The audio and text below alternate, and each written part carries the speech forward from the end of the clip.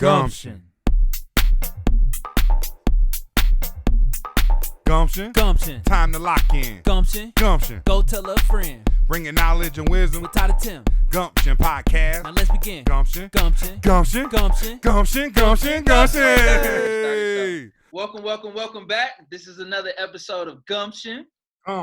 We got a special guest in the building, Dr. Curtis Lewis. Welcome. Let me go ahead and give an introduction. So I know Dr. Lewis personally. He's definitely had an impact on my life. But he's an accomplished school leader, urban educator. In 2015, he had the vision to galvanize his educational accomplishments, his years of experience, and his network of educators to create Black Male Educators Alliance. So shout out to all the Black male educators out there.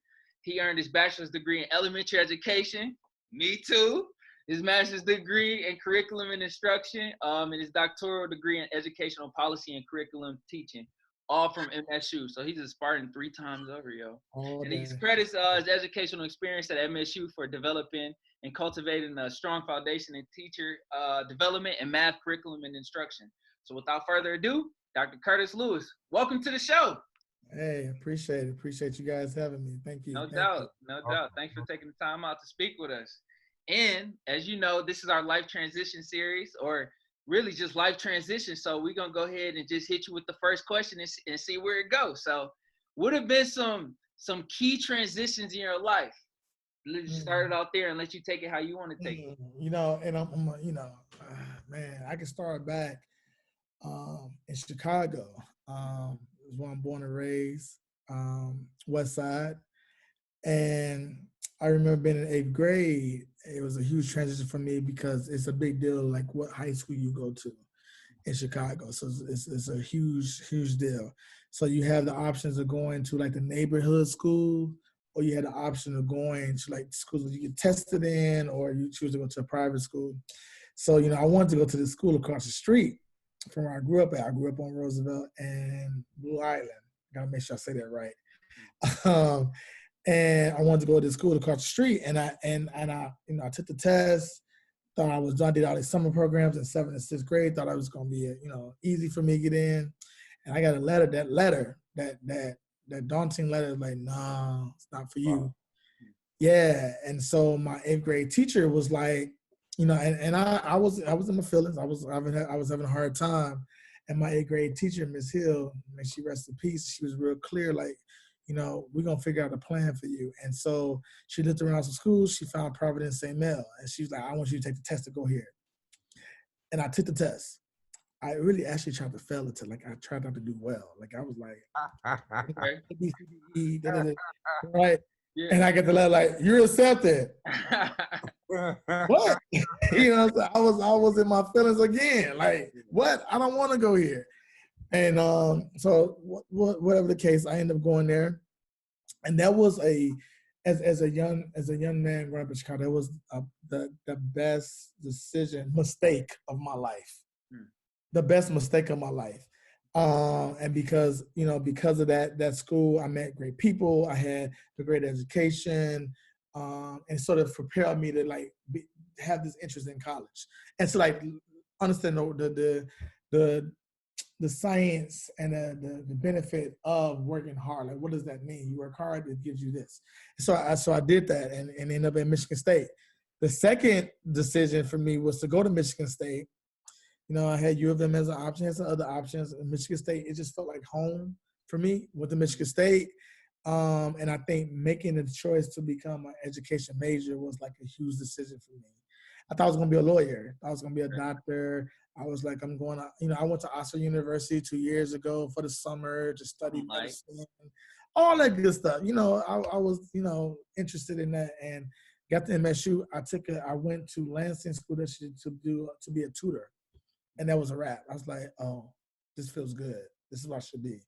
So that was one of the biggest decisions. And I think the last decision for me is to make the decision to start like my own school. Like I did that after, my years in my doctorate program, teaching and going back to Detroit to start to open up an elementary school was a big deal and life changing for me. That's like one of the most monumental things that I've done in my life. So I would say those three things in particular. I mean, I can go on, but those are the top three things that I think made an impact on my life. Okay. Did you you mentioned you didn't going into college, you thought you were going to be a doctor or something else before you got an education.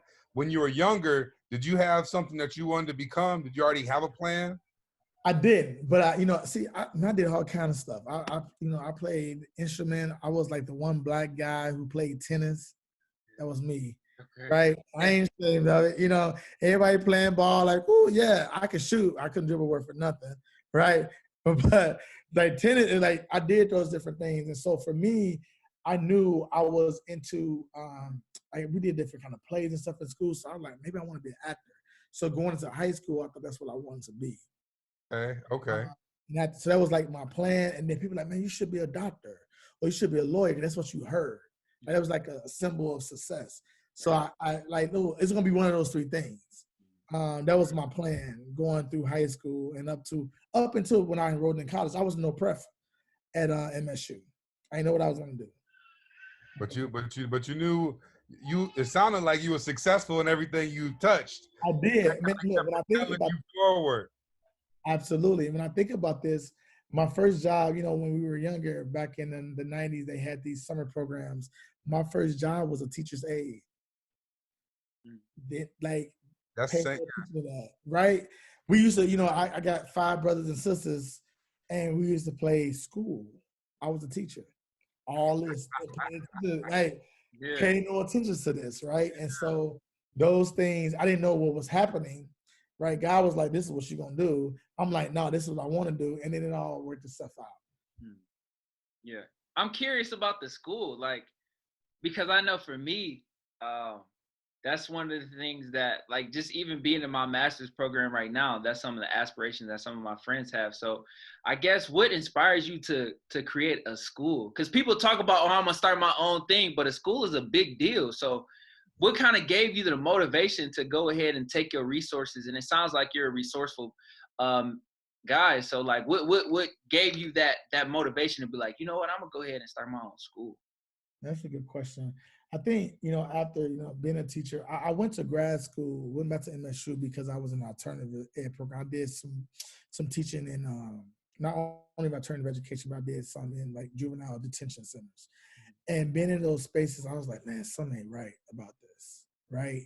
And so I decided to go to back to MSU to pursue my doctorate. And in that, I engaged in research, and I was like, man, public schools, I'm all about public schools for sure. But I was like, man, it would be nice to start my own. Yeah. Right? Now, how do I get the resources? I know how expensive it was, and MSU did a great job preparing me to be a professor. Mm-hmm.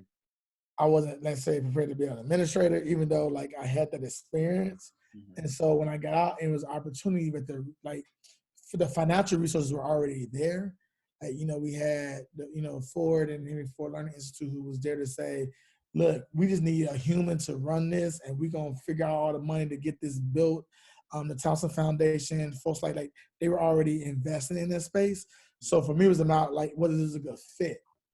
So I had thought, like, man, do I go back and like get my own financial resources, or do I go with people who I feel like there's a good fit philosophically that we can go ahead and make this happen? And so I made the decision to go ahead and go with folks that I philosophically, because when they tell me you can do what you want to do, we don't know what we're doing. Like, you got this, right? And that propelled me to like, okay, let me do this. And, I felt it was important to start from scratch, because I think, we talked, and I promise you I'm not going to go down this route, because I just did a panel a couple of days ago, and I was talking about public schools to this day have not been built for black and brown kids. We're not going to talk about that. I'm not going to do that today. So I knew that it was important for me to start my own from the bottom up, and set my own like curriculum, and set how we're going to engage with parents and students. And it was an opportunity with me not having to do a lot of the lab work or finding the financial resources, which was a plus for me. So it was like the right opportunity at the right time. And so it was like, for me, like, absolutely.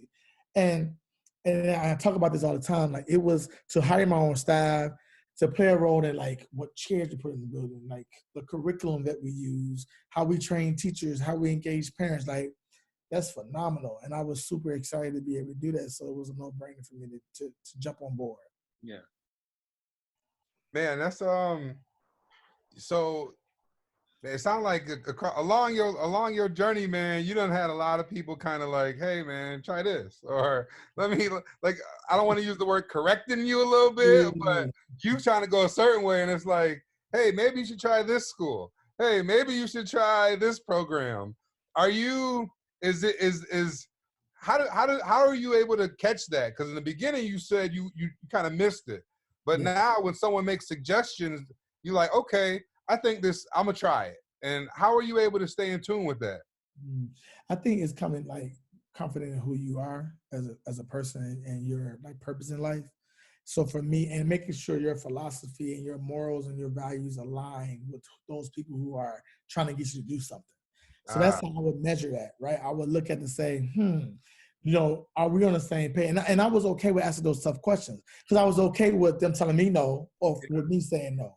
Yeah. Right? And so you got to be okay with that. And so for me, it was important for me not to just go because it was an opportunity, but to go where it was an opportunity that matched like what I felt like, was my purpose in life, and that matched who I was as a person and my personal values and morals. And so that is the reason why I was able to be more confident in saying, oh, this is what I want to do. When I was younger, I didn't know. Right. Yeah. Right? I need somebody to be like, oh, here you go. But as I got older and the older I got, the more I had a level of discernment to say, no, this don't work. Oh, this feels good. And so I was able to make those decisions based on that. And because of that, they were the right decisions. Yeah. Man, I like how you said like the advice and the people that were helping you, everybody was already aligned. Like you already knew they were there for your best interests. I mean, everything, you trusted them. And I also like how you just to say no. I mean, if it don't feel good, if it ain't right, I mean, I know, and to say no, I mean, I think that's big. That's real big. Yeah. Even though you care for them. Like, I mean, they're good people, you have a relationship, but being able to stand up for yourself when it's important. Right. Yeah. For sure. And you kind of talked about being able to say no, but you also talked about being confident in the decisions that you made, and then aligning. So you talked about alignment, and with alignment comes you being able to walk in your purpose. So was there a moment that you felt like, I'm really doing my purpose works. Like this is for me. I'm doing purpose-filled work and I'm passionate about that. That's a good question, man. Honestly, and this is a problem that I have. I get so engaged and tuned in it. It's about serving other people in my head. So I don't take time to reflect and say, am I doing what I'm supposed to do, fulfilling my purpose, right? So it's not until, and I used to do this, like after maybe half of the first year of being a principal of opening a school, I used to sit around the school on Fridays and everybody go home. It'd be like 7, 8 o'clock at night. I was younger. And, oh, you should go home, be with the kids, do this, do that. And I literally walk around the school and be like, oh my God, I'm doing this. I go in the classroom.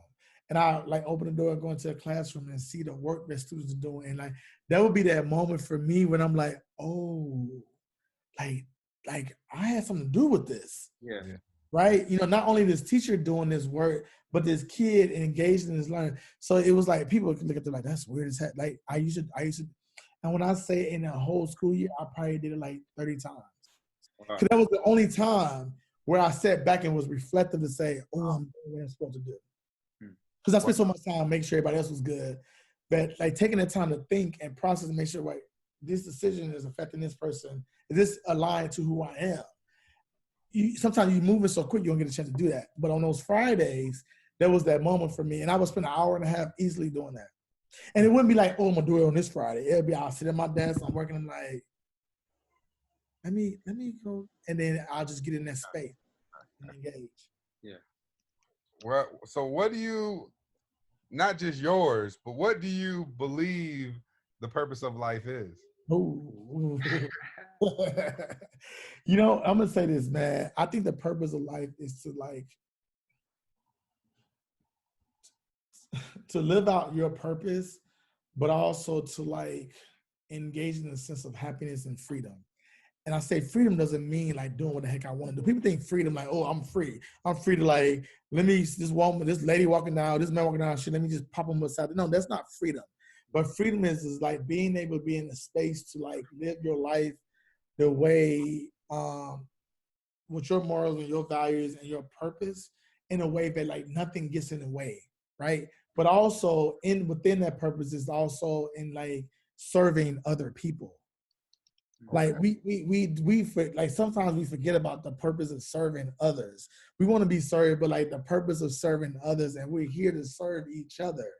So like that to me is the purpose of life. Is like to recognize who you are, to understand that there's a continuing growth across like your lifespan, but to recognize like your purpose, like go into that purpose, but also understand that your purpose is to benefit other people, and within that, serving other folks. I think that's the purpose of life. I think love, Mm-hmm. love, Yeah. LOVE, love. Yeah. Yeah, there's no wrong answer, man. Something we ask all our guests, and I mean, cause we all are human. We all trying to figure out what's the human experience, and everybody views their life purpose differently, and no one's wrong. If that's what you think your purpose is, that's your purpose, you know. And I love how you just said the happiness and freedom, but freedom isn't what people think freedom is.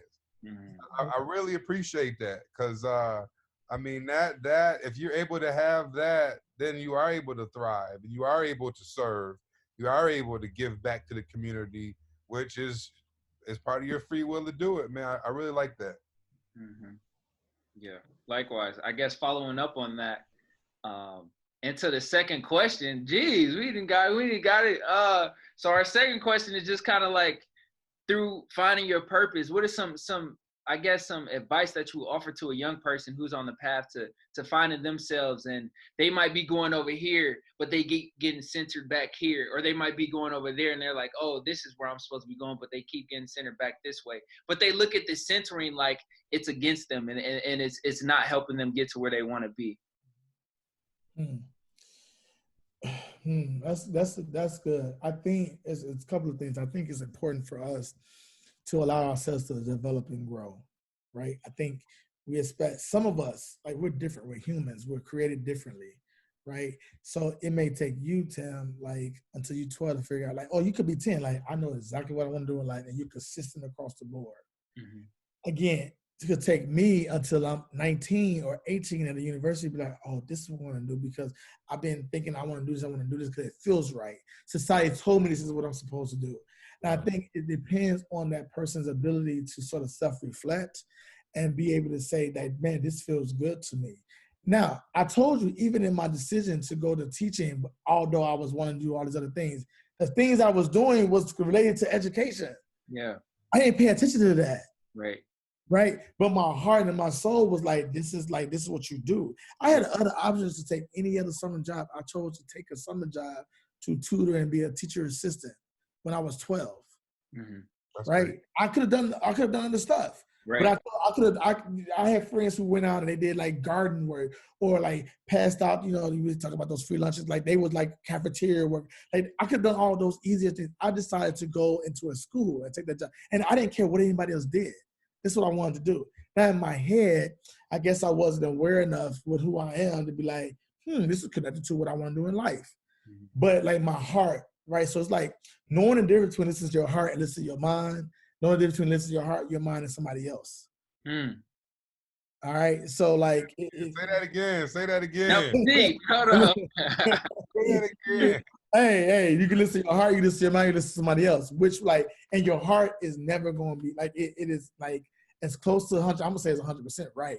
Yeah. Right. Yeah. Your mind can be like, ooh, like because the mind allows society and other things to get in your head. Somebody else, you just allow somebody else who you may respect to get in your head, but what your heart tells you to do is what you should do. And so I didn't know that. I was listening to my mind, I listened to other people. So once you get to that place, you realize like, oh, some people get to that place sooner than others. Yeah. Mm-hmm. Yeah. Right? And good for them. Yeah. right? Some people like, man, when I was 5, I knew I was going to be singing. Or when I was 5, I knew I was going to be a doctor. I ain't got that story. I ain't gonna lie. I ain't gonna say, people ask like, well, how did you know you was gonna be an educator? Because when I was 2, I realized I was gonna be no. Right. When I was 12, no. Mm-hmm. When I was 17, no. When I was 19, yep, that's when it clicked.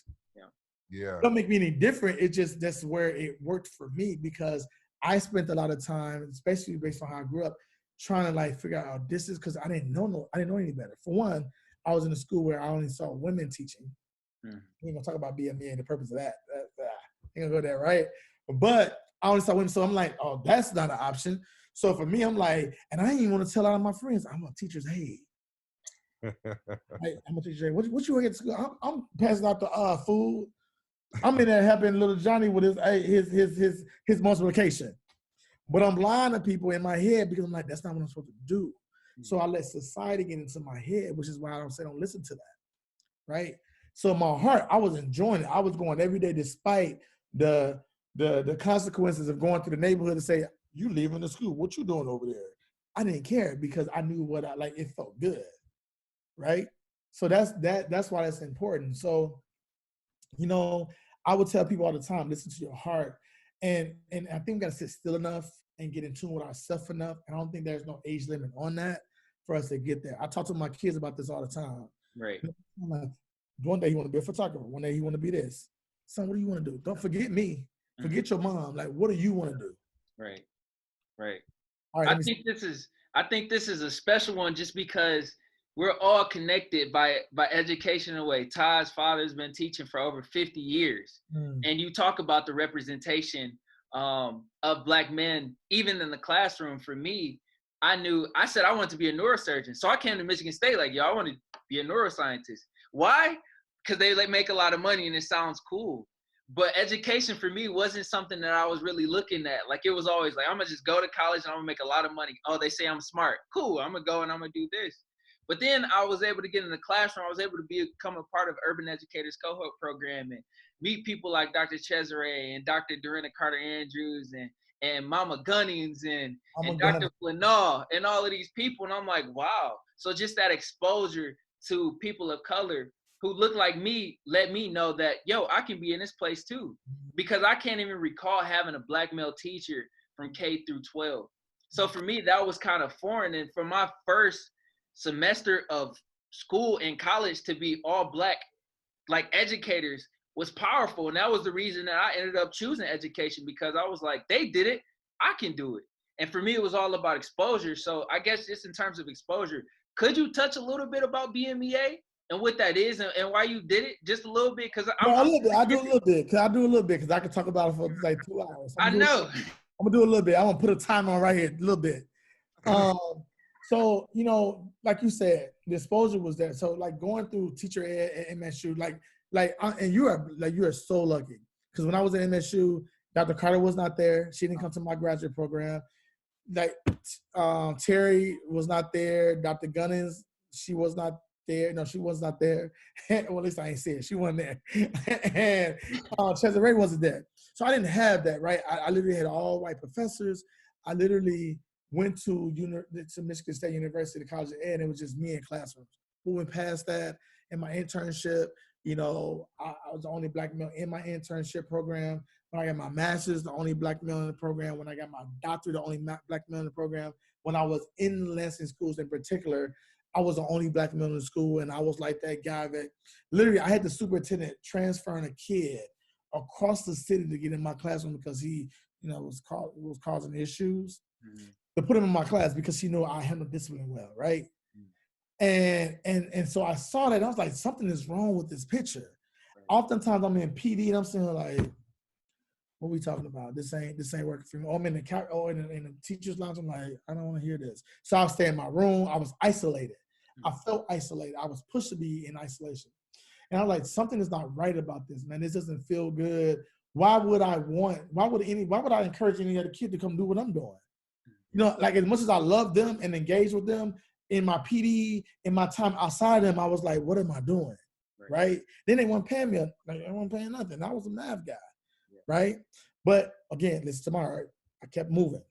So with that, when I started in my doctorate program, I realized like this was important, and so I began I started doing some work with some undergrads and do some research around like, why would a Black male want to go into teaching, right? So it's a number of them who actually have been teaching in my schools, and now I'm like, running 10 schools now, and so some of them are like assistant principals and in leadership positions around the schools that I work with. So that's been pretty cool. But I learned from them, why would you even want to go into this? Because I couldn't answer that question for myself, right? I started saying it in my heart, but like getting like the research in. So I did that. I got it as a principal. I got involved with. I had a fellowship called America Achieve, and so we had to do like this project, this problem-based project, like problem of practice is what we called it. And so I decided to I had another guy, a friend of mine, who was actually a Black male principal. And let me tell you something. When you are the only Black man in the school, you go to a conference, you see another Black man, you be like, what up? Like, oh, like you would think it's like, what up, bro? Like, where you teach at? Can we move? You want to move to Denver? You want to move to like Detroit? Like what? Like literally trying to like build this coalition. So anyway, him and I decided to form this organization. It was like national. But we were like, this is too big. He moved to Philly. I stayed here, obviously, in Michigan, and decided to start a Michigan program. So I'm like, this is important. And as a principal, I recruited Black males to be in my school as an elementary school principal and as a middle and high school principal. And in the city of Detroit, and probably in the state of Michigan, I'm almost sure, I had more Black men. You came to visit. You already know. It was like, you was like, dang, I mean, y'all, Cesare did this research in that school. It was like, it's Black males to choose from. Right. And that was just uncommon. And so I started for that reason, but our purpose really is to like not only recruit, but we want to retain, like that retention is important, and that development, because we can recruit all day, but we don't develop them to be like not only like teacher leaders, but also potential leaders and just good teachers that like we're just sort of getting Black faces in front of kids. Right. And so we want to do that. And so we really focus on the development of Black males, what we think is a recruitment and also a retention strategy.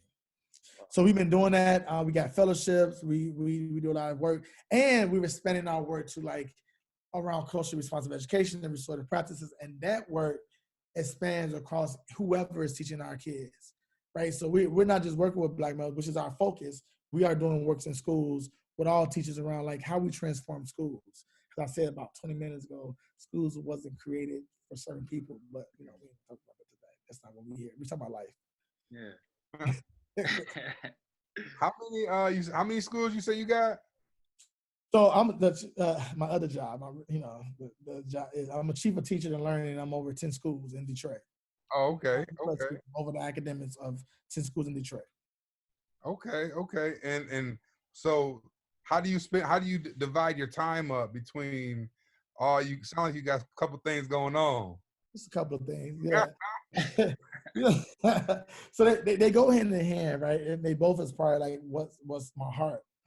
But I balance it out. Like I consider like my day job being like, being the academic leader for all 10 of these schools. So I do that work.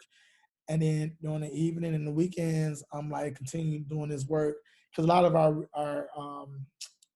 fellowship programming and stuff like that happens on the weekends or in the evenings. Okay. So I'm just able to work, and it just worked out for me that way.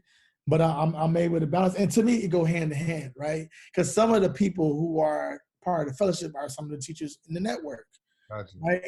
And also recruiting, situation. But when it's funny, because I am wearing like two strong hats, because in Detroit is the tension between charter and public or traditional public. And so I'm very clear when I'm BMEA, I'm representing all schools, because I got fellows from all across the city, right? But I've been able to balance it for the last 3 years, because it's all connected to me. It's all doing the work that I need to do, whether I'm developing all teachers or focused on developing Black males. Yeah. It's powerful stuff, man. Yeah, I was about to say the same thing. Powerful stuff, man. Absolutely. I mean, that's a huge impact. That's that butterfly effect. That's that ripple. And for my nonprofit, that's that single drop causing that flood, man. And that's what you're doing. And it's very needed. And I mean, it is amazing to hear about this story and inspiring at the same time. And You know, when I was the kid at 5, I knew what I was gonna do. Like, I knew it. But at 29, 30, I had no idea what I was gonna do. So the roles kind of reversed on it a little bit. So, and to get to where I've gotten to, it has been following that heart. And it's amazing how it's amazing when you consciously want to listen, when you consciously are paying attention, but like you were doing, you're still following it, but you don't know why you're doing this. You don't know why you're doing that. So your whole story resonated with me from top to bottom, man. Very, very inspirational. Thank you. Absolutely. Yeah.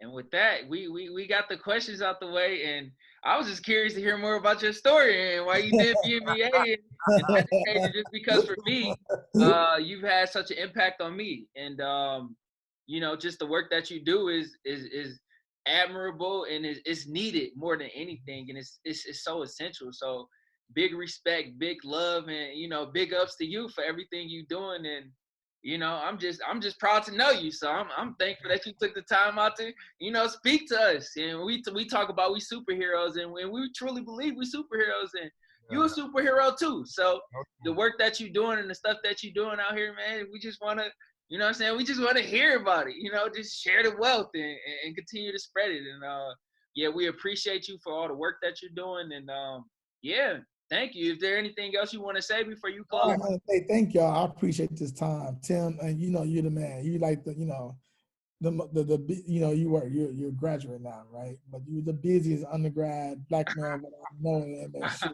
right?